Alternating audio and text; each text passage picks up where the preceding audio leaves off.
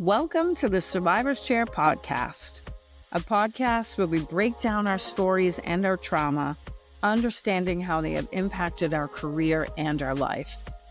This is a place where we break free from shame, own our truth, and step into our power, one story at a time. Hi, I'm Kim, an adoptee, a former foster youth, hairstylist, salon owner, breast cancer, and complex trauma survivor. So join us, pull up a chair, in this no sugarcoating, no holding back, honest conversation about healing and success. Hello, my friends, and welcome to episode 21 of the Survivor's Chair podcast. Today, I am joined by an incredible guest and one of my very best friends, Duncan Hsu. Duncan's life changed forever after the sudden loss of his partner, Thomas, in 2020. With a career as a website designer, what began for him as unimaginable grief became a doorway to deep healing and a calling he never expected. Mediumship. Now in his 5th year of study, Duncan serves as an evidential medium at the First Spiritual Church of Quincy, Wigwam Spiritual Camp in Onset, and Circle of Wisdom in Methuen, all of them in Massachusetts. His work reminds us that the essence of our loved ones, their love, their spirit, their present, continues on long after they are gone. Through his own healing and connection with spirit, has found purpose in bringing that same sense of comfort and hope to others. And today, my friend Duncan is here to share not just his journey through grief, but also the way spirit has transformed his life and the life of those he serves. Welcome, Duncan. Thank you for being here today. Thank you, Kim. It's my tremendous pleasure to be here. I'm excited to have this conversation with everybody. Me too. So I know your story personally, but for those who are listening, can you share what it looked like before 2020, before the loss of Thomas? Certainly. Before 2020, before Thomas's passing in 2020, life was pretty darn good. I met really the love of my life. Thomas and I were not just partners, but we were best friends as well. And you know Thomas very well. He was so much fun. He was so genuine. He was modest when necessary. He had a sense of humor that very few people have. Like on the fly, hilarious things would just come out of his mouth. He was considerate. He was emotionally available, and he was brave. He took a chance with us. Because when we first met, I was kind of a little taken back that someone would be that interested in me so quickly. But very quickly, I let my guard down and I let myself really fall in love with him. Those 3 years we had together were wonderful years. They weren't perfect. No relationship's perfect. We had our share of disagreements and all that, but we always discussed things fairly. We always disagreed fairly. And that was another important thing I learned from him. Those 3 years were some fun travels. Even though we lived separately, we were kind of working on combining our lives even more. It was just a wonderful 3 years where I really felt like I was building a life with my equal. And that's a wonderful feeling. That's a wonderful feeling. All I can say is that Thomas was amazing. The second I met him, I felt like I knew him for 100 years. Like we were best friends instantly. He was such a special person. I'm going to try to get through this too without crying. Me too. So, what do you remember about those first few days or weeks after losing Thomas? Without any hyperbole, it was the worst time of my life. At that time, my 52 years, I never experienced that kind of loss, that kind of grief. So in a way, I guess I was kind of lucky. I know it's a weird way to look at it, but I just not experienced traumatic loss up until Thomas's passing. And there are a few things I learned from that. He passed away in December of 2020, in the middle of the COVID pandemic, before the vaccinations had come out. And it was wintertime in New England. So it really was difficult to meet people. Ordinarily, you probably go grab dinner with a friend, or go grab drinks with friends, anything to kind of take your mind off the grief. And that couldn't happen given the nature of the pandemic we were all living in. What I do remember most is the people who reached out well beyond, if you need anything, call me, or I'm here for you. So you just let me know if you need anything. Most people in grief are not going to reach out. And so the people who stood out, and this is a non-exhaustive list, but the people that come to mind are you, Kim. You were there from the get-go. That the day he died, you canceled work and you were with me that whole afternoon. The day Thomas died, I was sobbing on the phone, not just to you, but to our dear friend James. James did the most wonderful thing and the most intuitive thing. He told me he was coming down to stay with me. He didn't ask me. He told me. And that's exactly what he should have done. So he made the 5 or 6 hour drive down from Maine, and you were with me that whole afternoon and evening until he arrived. So between the two of you, you ensured that I was not alone for that first week after his passing. Yes. And then my mother, who was in her late 70s, she essentially lived with me for about a month and a half to again make sure I wasn't alone, and I'm very, very thankful to her for that. In terms of what I was experiencing, it is a blur. Like I do remember that first day wondering, how am I going to continue? Like how am I going to make it to the next day? How do you do that? Disbelief. Like I just could not believe that he was gone. How could you go from we're having a phone call talking about our Christmas plans to he's never going to talk with me again on the phone? I'm never going to see his face. And one thing and there may be a psychological term for this. I remember sometime during that first week, I was watching something on TV, and all of a sudden, I felt like I was losing grasp of reality, and that the 3 years that Thomas and I had together was nothing but a dream. That I had imagined those whole 3 years, that it never happened. And that really, really freaked me out. There may be a term for that. I don't know. For about a few hours, I was kind of in I don't know what reality is kind of moment. So, in a way, it was kind of a shutdown because it just felt like I did not have a grasp on what was real and what was not. I couldn't determine whether or not Thomas actually had been a real thing in my life for 3 years. I remember you calling me at work, but I was with a client. And then I listened to your message. You called me to tell me you were going to check on him. And I was like, all right, Thomas was probably, I don't know, caught up doing something. Obviously, that was my first thought. And then when you called me back and you were like, I can't get a hold of him, I'm going down there. And I was like, okay, this is weird. I called you and you had just got the phone call from the police that did the wellness check. Like, it's unbelievable when somebody passes like that in an instant. Yeah. They're there and then they're gone. I can't speak for other people. For me, it took a while to really accept that, to really let that sink in.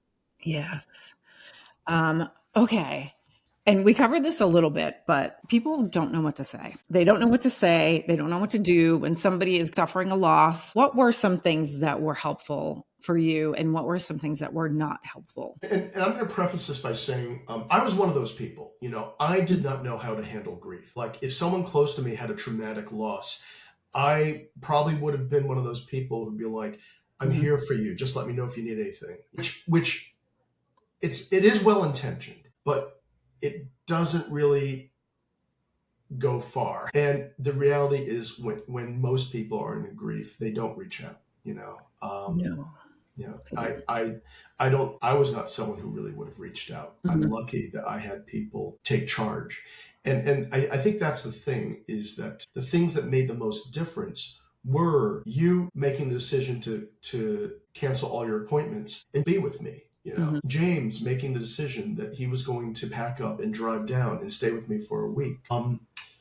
My mom making the decision that, as inconvenient as it was, to stay with me for a month and a half while I was getting through this, so I wouldn't be alone in the house, because it was the pandemic. You couldn't just go to meet some friends up in a neighborhood restaurant and have a good cry. So, Right. So I really do think, as simple as it sounds, just taking that initiative to be there, just be physically present. Even if the person in grief doesn't want you there and they say, Mm-hmm. please go, at least show up. It's Mm-hmm. okay. If they say, please go, that's fine, go. But Mm-hmm. just show up. That was the most helpful thing. The unhelpful things, and again, they were all came from a good place. The unhelpful things were like, just remember the good times you had.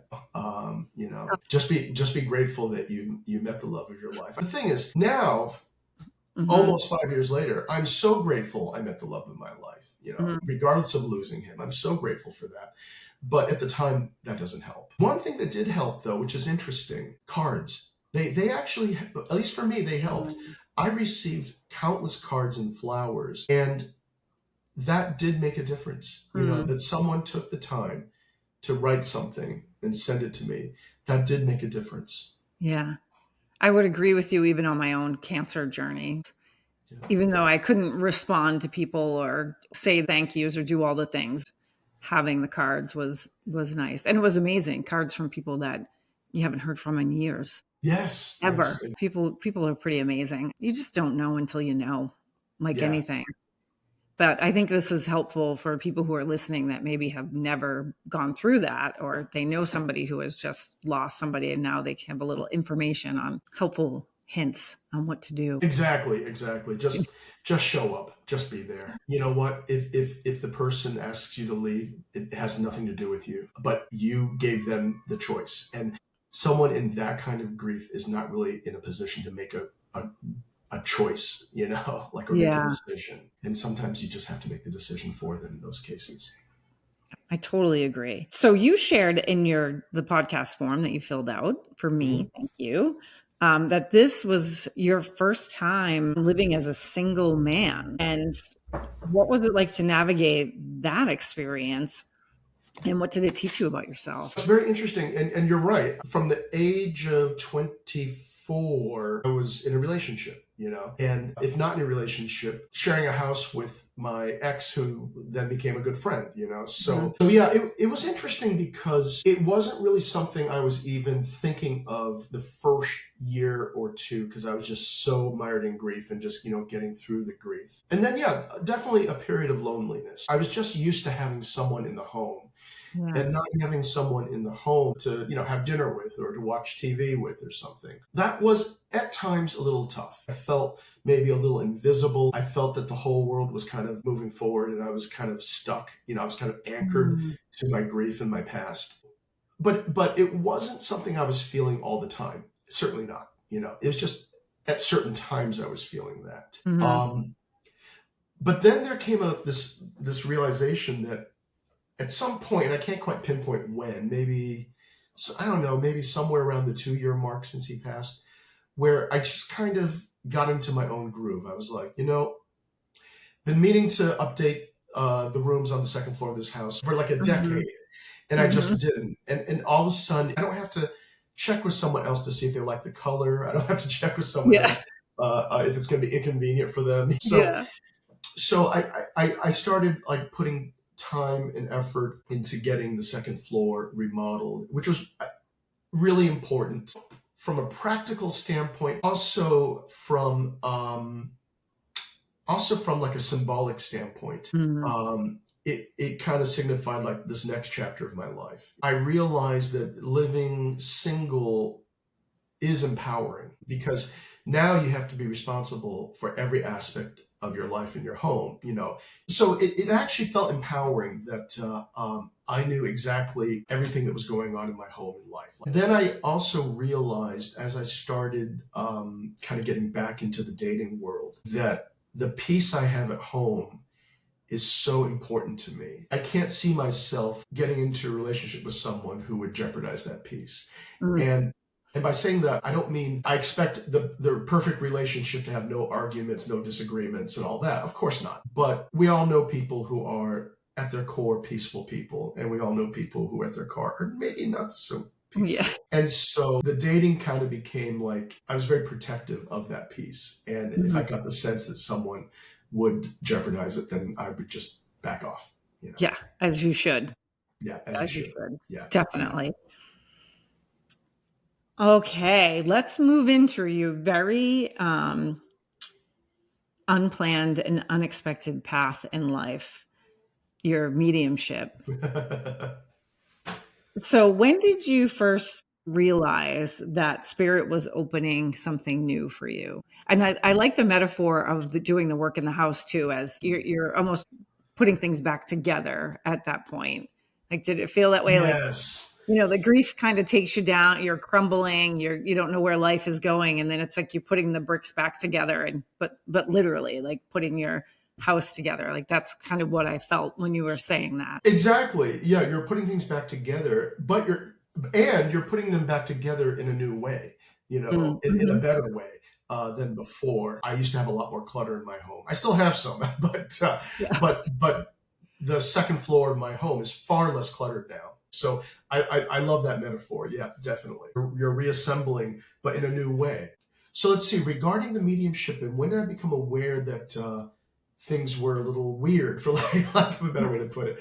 Um, so it's interesting because I really do believe that as time goes on, as I have more experience with spirit, the metaphysical, whatever you want to call it, I do believe that there really aren't any coincidences, that things Mm, are kind of converging in ways that can benefit you if you're open to it. mm, And in my case, the first few weeks after Thomas died, I was having some very intense dreams. And I don't believe those were visitation dreams for Thomas. I really do believe that was my mind just kind of mhm, working through the grief and all that. But during that first month, lights were turning off and on in my home where they never did that before. Lights were turning on and off just randomly. And that never happened before. It created a little opening in my brain, like, that's different. That's weird. And, when she was there for that first month and a half, she started watching a series called Surviving Death on Netflix. Each episode explores like a different aspect of life after death. And she asked me if I was interested in watching it. I had nothing else to do. So I sat down and watched it, and they interviewed a few mediums, one of them being a wonderful medium named Laura Lynn Jackson, who has written a few books about mediumship. The first one's called The Light Between Us, which is her journey as a medium. And the other one is called Signs, the secret language of the universe. I remember watching the episode featuring Laura Lynn Jackson. I thought, this woman sounds really down to earth. She was a school teacher for decades. She wasn't talking all woo-woo. She was talking like, I hate to use the word normal, but I can't think of a better word. She was grounded a grounded human being. She didn't sound crazy. She yeah. didn't sound deluded. And after watching the series, I got both her books. And that was kind of an opening for me because after reading them, I was like, okay, she's either entirely crazy and woo-woo, or she's completely fabricating this and she's a good storyteller. Mhm. Or three, maybe this is sincerely her real experience and maybe it's worth looking into. So at some point around the 2-month mark after Thomas passed, I decided I was going to see a medium. I remember thinking, that's crazy. That's the first step into madness. Yeah. like here we go. It's going to be a great roller coaster ride, all Yeah. downhill. So Going down that rabbit hole. exactly, yeah. And I tried to be somewhat scientific and also somewhat protective of my vulnerable state, because Mm. I knew I was vulnerable. I knew if someone was going to take advantage of me, this was a good time to do it. Yeah. I mean, amazing that you were even aware of that because when people are in that state, most people aren't aware of how vulnerable they really are and just dive like into whatever.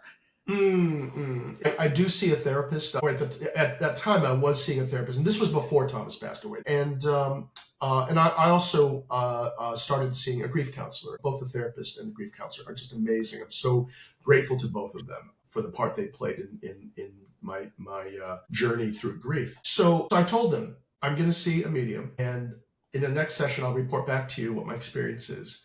Mhm. And if you think I'm losing my mind or if any red flags go up, you have to, I know you'll say something. I know that. You have to say something. So a friend of mine recommended this medium in Gloucester, Massachusetts. And at the same time, I was also looking at the website of the Forever Family Foundation, which is based in Connecticut. They basically help people grieving through a traumatic loss, oftentimes parents who have lost children. Mm. they set up programs where they can meet with grief counselors and certified mediums. Like they actually certify mediums.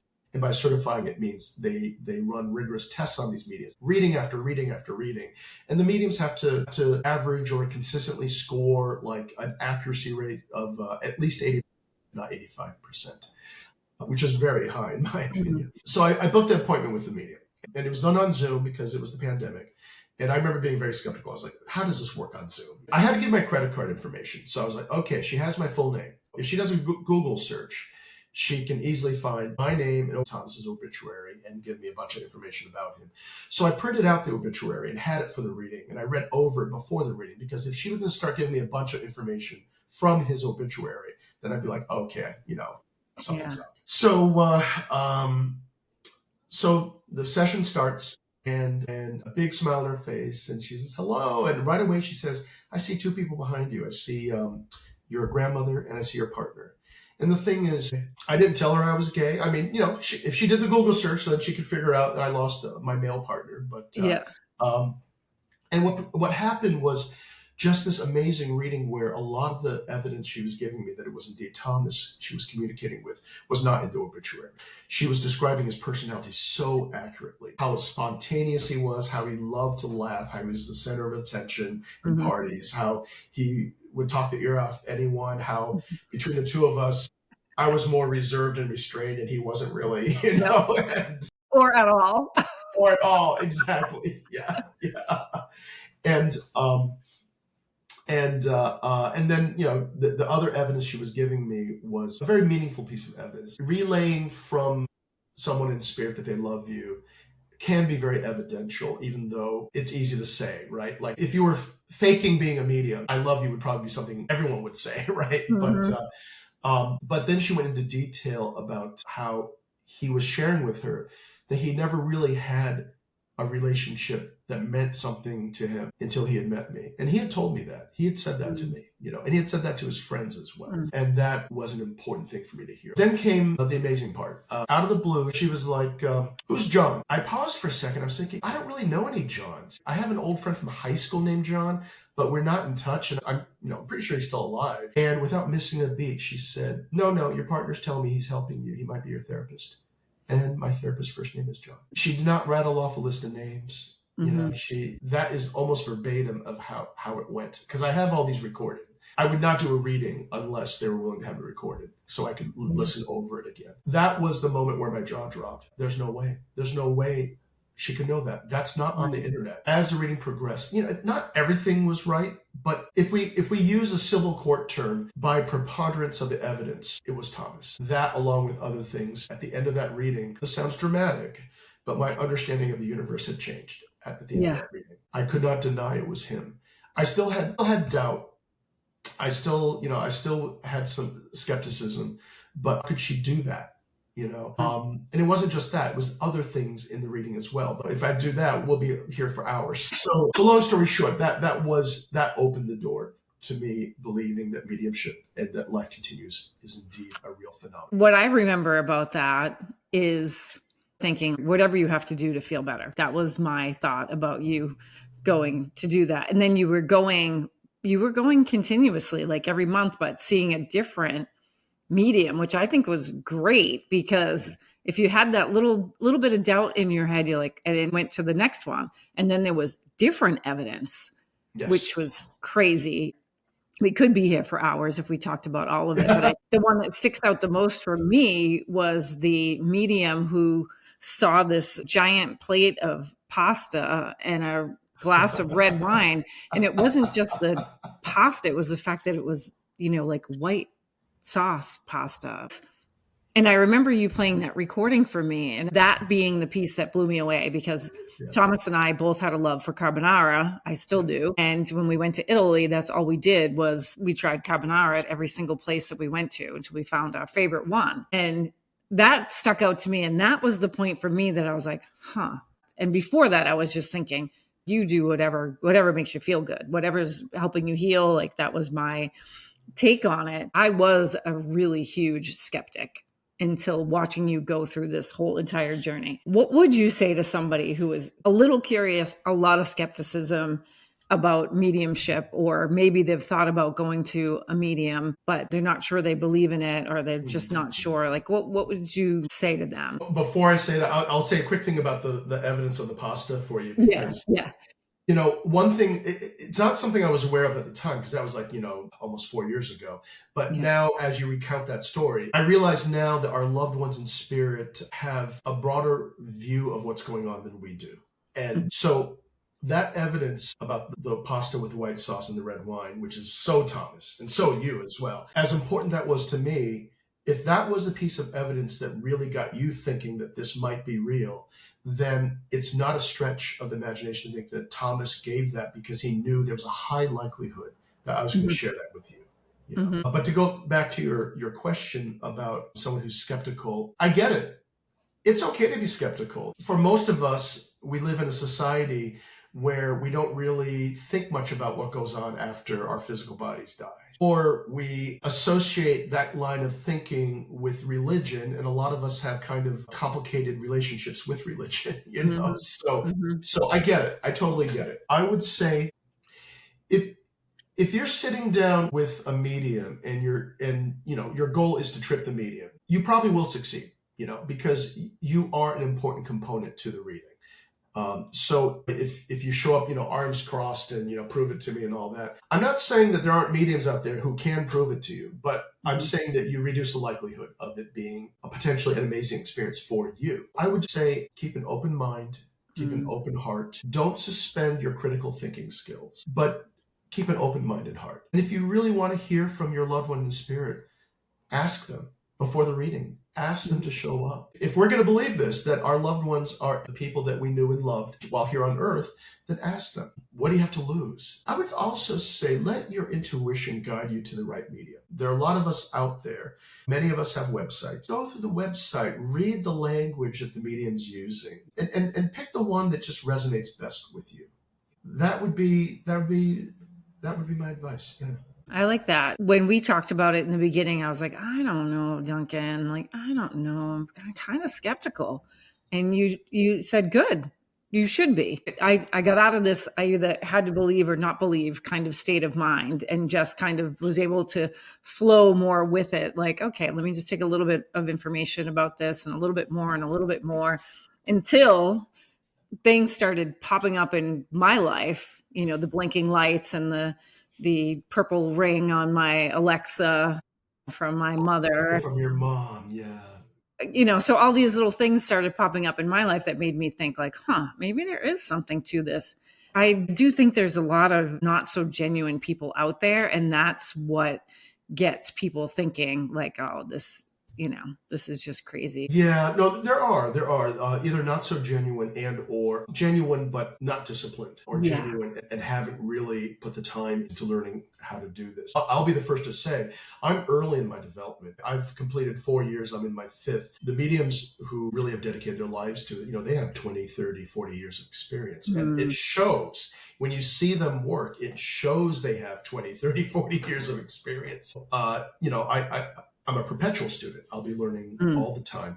But I think that, you know, there are different ways to practice mediumship. There are different schools of mediumship. And I'm not going to say one's better than the other, but, I guess with any profession, right? Yeah. And you taught me that it's a muscle that everybody has, that they Yes. can work on if they choose to and they're open to it. That's the key, right? That openness. I really believe that we all are mediums. Yeah. If you have a soul, you are a medium. Some people are just from day one on earth, they're born wired for it. They're the kids Yeah. who really, see people in the home. They're the kids who are always talking with imaginary friends, things like Yeah. that. I think our society, our education kind of teaches it out of them. And I didn't really have major experiences like that. Some teacher explained it in a way that helped me get it, and that was, not everyone's going to be a Mozart, not everyone's going to be a Beethoven. But if you sit in front of that piano and you practice on a regular basis, you'll get pretty darn good. You may completely surprise yourself. With me, it didn't come easy. I'm a very analytical person. I overthink to the nth degree at times, and that really is not a good quality to have as a medium. And a lot of the practice and learning I've done has been to kind of turn off the thinking mind, just trust spirit, trust the process. And that's something I still struggle with, and I probably will always struggle with. What has it been like to put yourself out there as Duncan, the evidential medium? And what has spirit taught you about vulnerability and letting go? It's funny. As a gay man, I just figured I was done coming out. Yeah. I was like, it's like, Yeah. okay, I've done that. Don't have to do that again. And it really has been a similar process. Like I tend to be a fairly private person. I tend to be a little bit on the shy side when with large groups of people. And so on social media, at least the first 2, if not first 3 years of studying mediumship, I made no mention of it on my Facebook or my Instagram. No mention at all. Because I was worried that people would think I was losing my mind, and also it was something private to me. I wasn't quite sure this is something I wanted to do for the next chapter of my life. I'm still figuring that out. Very much like my coming out as a gay man process, I started just dropping little posts, like Little hints. little hints. Yeah. And I'll be serving with some students at this spirituals church. And I think sometime in the last year, I decided to fully come out and just say, yeah, I'll be at Circles of Wisdom this weekend, or I'll be, with some of my other students that I study with at the Quincy Spirituals Church. The process really hasn't been negative. I haven't had anyone come up to me and tell me, I'm concerned you're losing your mind, or you're full of it, or anything like that. Right. I'm sure there are people who think it, and that's fine. I can't control that. They have every right to think whatever they want. But I think caring less about what other people think has been one of the gifts from studying mediumship. And embracing your vulnerability and being okay with being vulnerable has been another gift, because I remember those initial struggles. I feel stupid saying this, or what if I'm wrong? What if I'm connecting? What if it's my imagination? I'm connecting with someone who feels like a grandfather, and in my mind's eye, I just saw the Pontiac logo, so he might have driven a Pontiac, And what if I'm wrong? And sometimes you are, and your client says, no, he didn't. I don't recall him ever driving a Pontiac. Sometimes you're right, though, and you're like, oh yes, I did. And what you find is, the more you're willing to take a chance with the evidence, as time goes on, the more people will just not say, oh yeah, my grandfather did drive a Pontiac, or oh yeah, grandma really made the best cherry pie. So it really has been just toning down your thinking mind, taking a deep breath, trusting that what you're getting, I'm not going to say is not your imagination, because I think your imagination is utilized by spirit for mediumship. But interesting. But not demonizing your imagination, saying, you know what? Imagination is a tool that is used by spirit.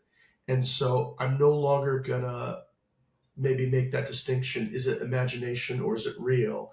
And just say, spirit is utilizing my imagination to tell their story that my client will recognize. And then, of course, the sheer act of getting in front of a group of people, either in Zoom or physically on a platform in a church, and connecting with someone in spirit, and then asking who here understands this person. That takes a lot of willingness to be vulnerable.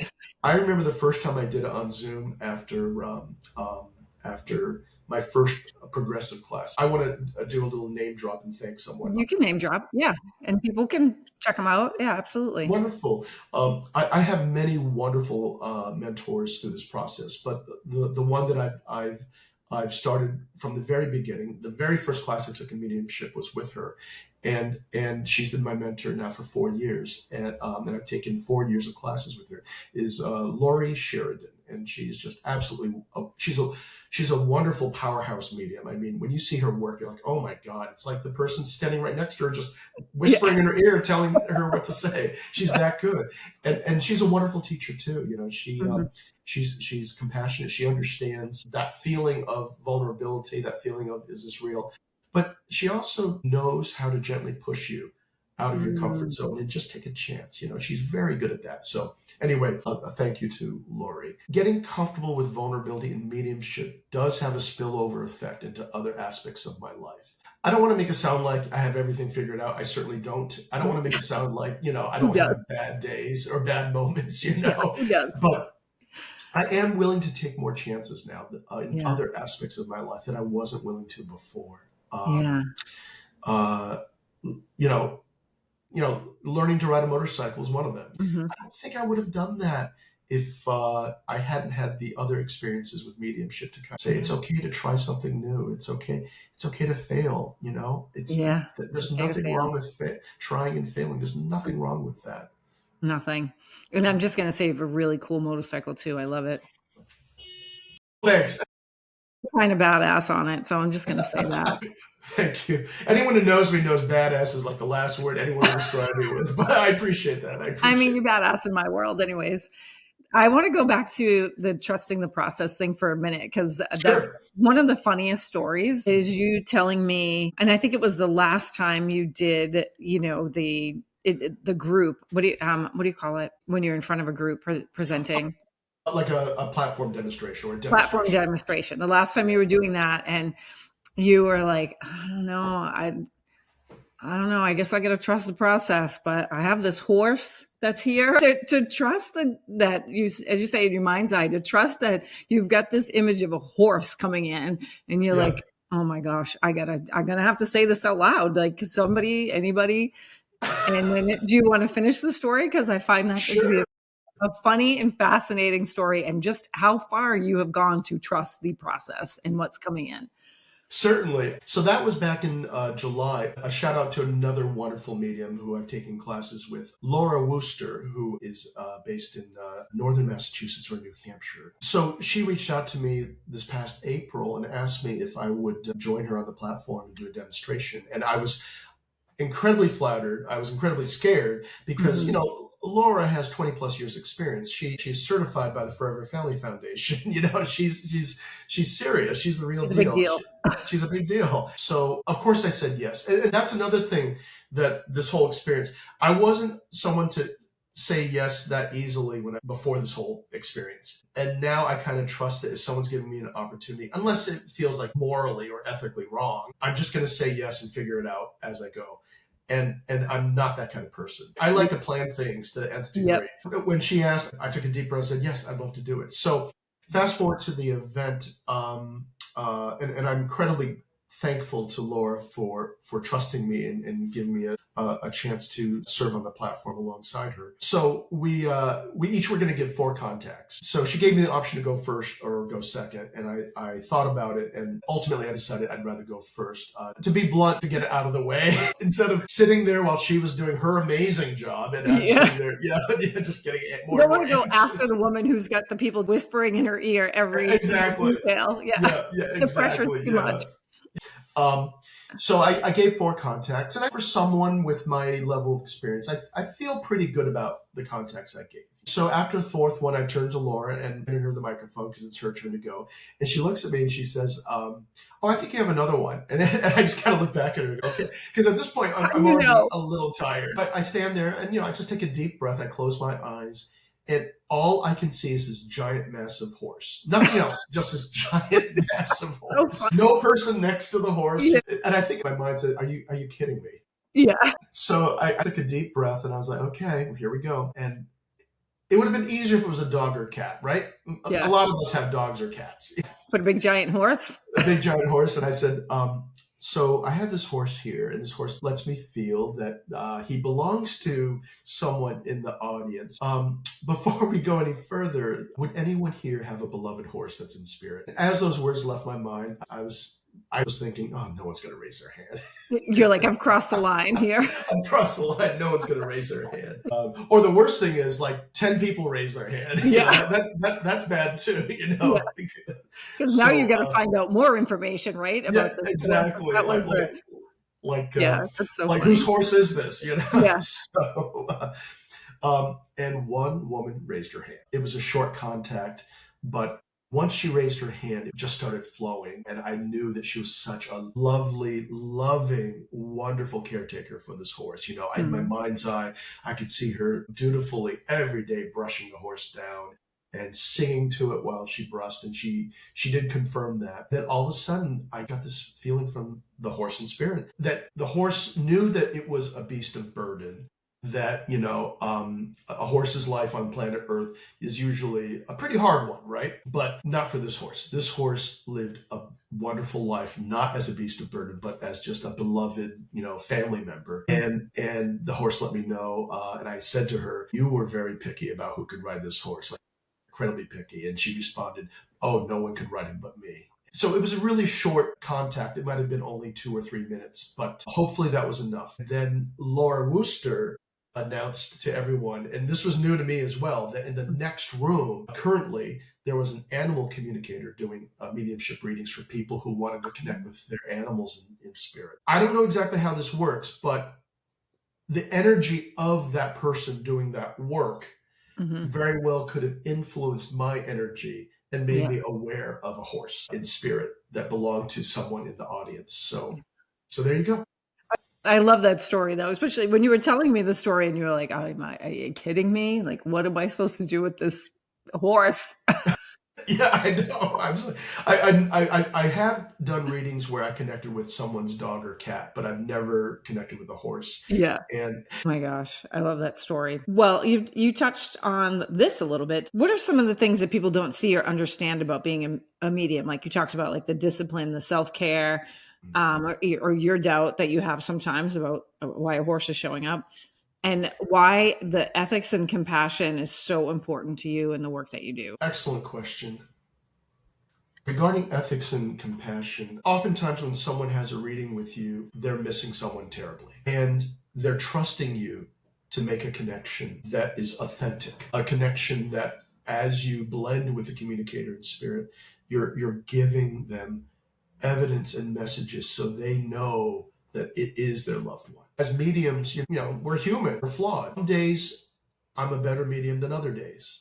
Sometimes I'm a better medium with this client than I am with that client. It could be a multitude of factors that I'm not even aware of. Like maybe my personality isn't compatible with the client. Sometimes as a medium, the connection isn't that strong. And I believe that full transparency is essential in those instances. Like I have a belief that if you're not making a good connection and you're really trying, at a certain point you just have to acknowledge it. It's not that it happens often, Mhm. but you have to acknowledge that, okay, for some reason I'm not making a connection that this person understands. Like in those instances, I would tell my client, for some reason I'm not the medium for you today. For some reason, I'm not connecting with your loved one.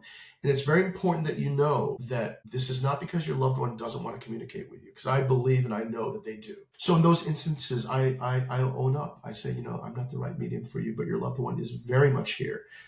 And we can reschedule. We can try again. I Mhm. feel ethically and morally, that's really the only way to do it. I'm lucky in that the mentors and teachers that I have learned under all fall under that genuine, disciplined, ethical Mhm. category. You have told me in the past that you don't think it's the best idea for somebody who has just lost somebody to go see a medium.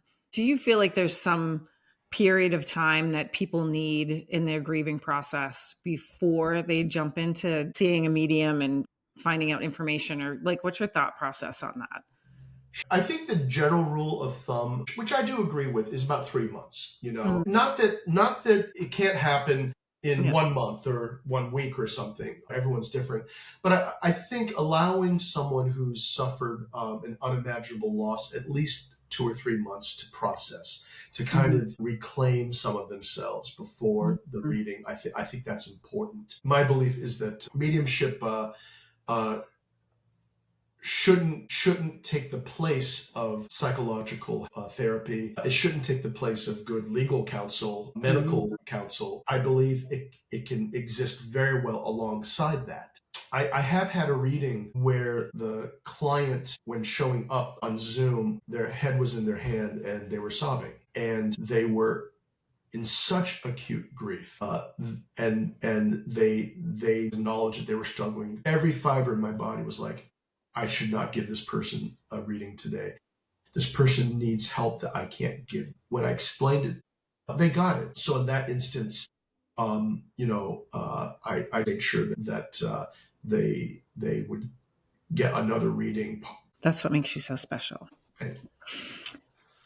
So we're gonna wrap this up. We probably could talk for another hour, but what would be one thing that you would hope the listeners would take away from our conversation about mediumship or grief, based on your personal experience? Okay. Regarding grief, everyone's grief journey is going to be different. Everyone's way of processing grief is going to be different. Everyone's going to handle in different ways. And your journey is not linear.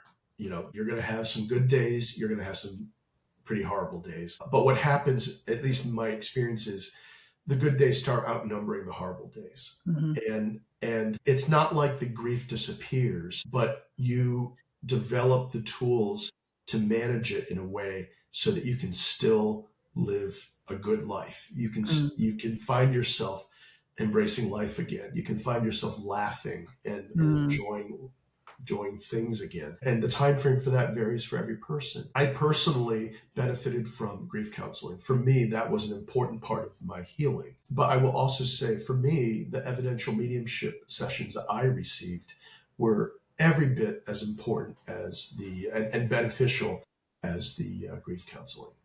I don't know if healing is the right word, but it is empowering, because for me, the mediumship convinced me that he was very much alive and very much still a part of my life and very much still in love with me as I am with him. With every medium I saw, one of the messages he gave was consistent. Actually, a lot of the messages were consistent, but this one really stands out. And that was, you have to move forward and live as full a life as you can. If you want to fall in love again, you should. It doesn't change anything between us. Every message I received from Thomas through the mediums was all about embracing life again and living as full a life as possible, as happy a life as possible. And I think for me, without mediumship, the only place I could visit Thomas would be in the past. Without mediumship, the only place we could both coexist was in the memories we shared in the 3 years we had together. And has the potential to keep you stuck in the past. With mediumship, I realized he is still here with me. He is cheering me on as I go through my life. And yes, at times he's laughing at me too. I know that. So that would be Thomas. That would be Thomas, yeah. So it empowered me to look at the future with a brighter lens than I would have. It empowered me not to be stuck in the past. I love that. That was perfect. Do you have a favorite book, a favorite podcast, a favorite anything that you feel would be helpful for somebody navigating a new loss or grieving, or even just curious about mediumship? Okay. There's so many out there. I would say for someone new to the concept of mediumship, is not sure it's real and all that, I would actually recommend Laura Lynn Jackson's book. I believe it's called The Light Between Us. It's about her journey as a medium and how she experiences mediumship. She's a great writer. It's so down to earth. She was a school teacher for many years, so I think that's a good starting point. Another great resource is Suzanne Giesemann. She is a medium, a channeler, and she's also a former Navy commander. Oh, you told me about her. Yeah. Her journey to mediumship was similar to mine in that for her, it took a tragic loss to open her up to the possibility of mediumship. And now she's an amazing medium and teacher. But if you go to her website, SuzanneGiesemann.com, you'll find lots of free resources she has. Frequently asked questions are excellent. Her YouTube channel has wonderful resources for people who are in grief and becoming open to the concept that love is eternal and nobody dies. It's not tied to any religion. I believe it's a phenomena like gravity, and gravity exists and has its effects on us regardless of religion. I believe the phenomena of communicating with our loved ones in spirit is a natural phenomena like gravity. Everybody that you've mentioned and the books that you mentioned, I will put in the show notes. People can have access to it. This was amazing. Thank you so much for giving your time today and spending it with me and all of the listeners. And I'm just so excited for you as your bestie to have watched this whole thing come about. I was able to see you in your element on Zoom when you were doing your thing. And I don't think I've ever seen you in the 20 plus years that we've known each other as comfortable and as confident and exactly where you are supposed to be. Watching you from the skeptic to you are doing exactly what you're supposed to be doing right now. And thanks, Thomas. Thank you, Thomas. Yeah, thank you, Thanks, Thomas, Thomas. and so many others, and that means so much to me, Kim. I mean, you are my bestie, and we've gone Mm, through so much in the 20 years. Our lives have really been very parallel in many very, ways in terms of the things we had to deal with, and so um, very. I'm so thankful. I'm so thankful for our friendship.